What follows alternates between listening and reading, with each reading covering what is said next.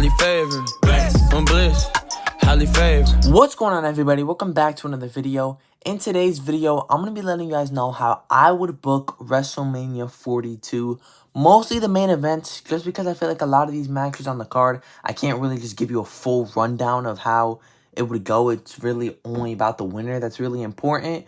And that's how, WrestleMania are really mostly. They only go in-depth and crazy for the main event. So I'm going to go in-depth for the main events, and for the other matches, I'm just going to tell you who I would have win. So on night one, I would have the Usos and LA Knight defeat The Vision and Speed. I would have Jacob Fatu defeat Drew McIntyre. I know a lot of people don't want to see Drew McIntyre take the L here, but he's going to go and film a movie, and if he's going to be gone for the next few months anyways, why have him win? That just makes Jacob look bad. If Drew was going to be here for the next few months, I would pick Drew, but just because he's going to be out filming a movie, I'm going to go with Jacob. I would have Lash Legend and Nia Jax retain the titles. We're not certain on if the Bellas are going to be there or not, so I would just pick Lash and Nia to win. And I would also have Bayley and Lyra split up with Lyra turning heel. And then I would have Charlotte and Alexa split up with Alexa turning heel.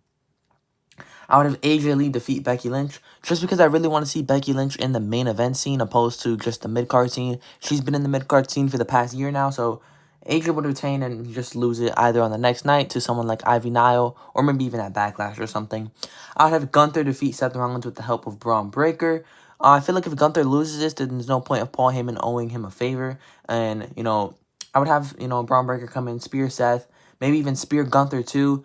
You could build something there where, first do Braun Breaker for Seth, and then when they end that rivalry at SummerSlam most likely, start building tension between Gunther and Breaker, and have, Gunther stick with the Vision, just because he can take advantage of Paul Heyman, and then kind of have Braun Breaker like, oh, like, Paul Heyman really, like, Breaker really values Paul Heyman and actually wants his help. Gunther's just abusing him and taking advantage of him.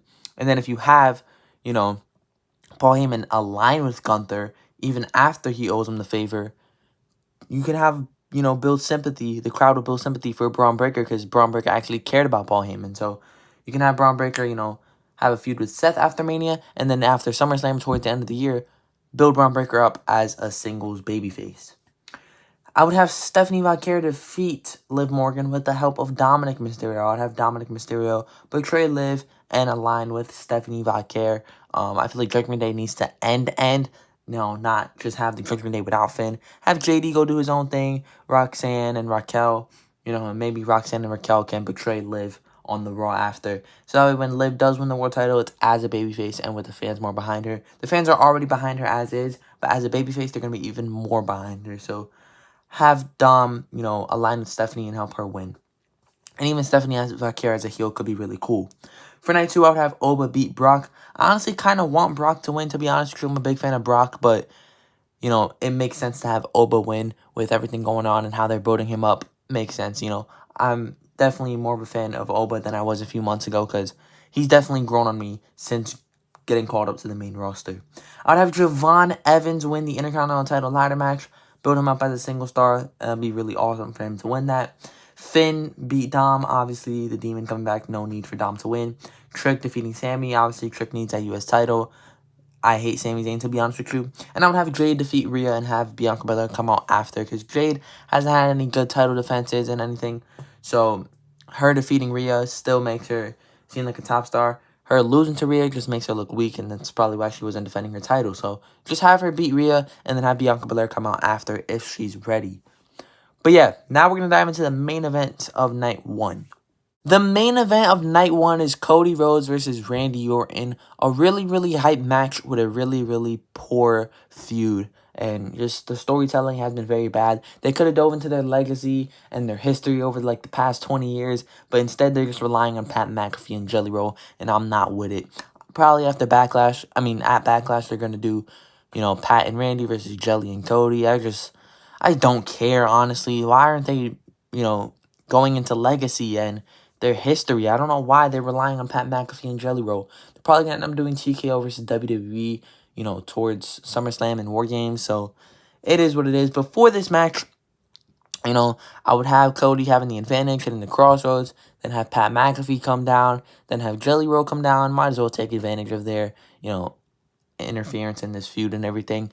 And then I would have Kevin Owens come down to the ring while Cody has the advantage. I would have KO stun Cody Rhodes and then turn around, hug Randy Orton, and then stun him to absolutely brutalize Randy Orton, stand tall, and get a massive ovation.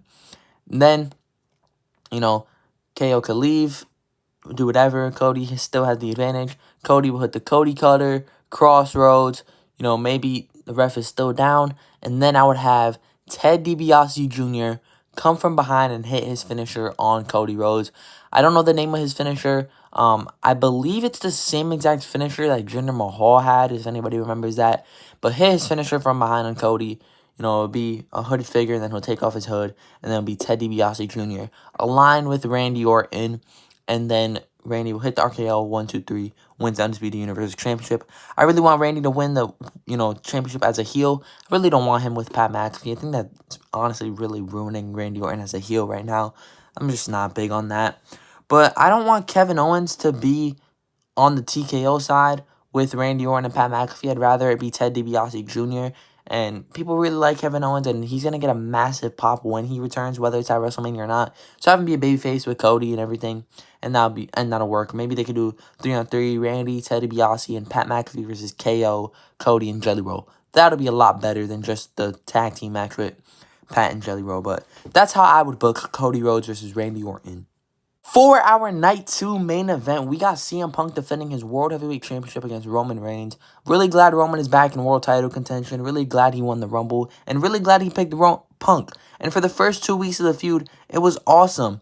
But now, it's just okay. I would still call it a good feud. Still looking forward to the match, but especially after Punk, going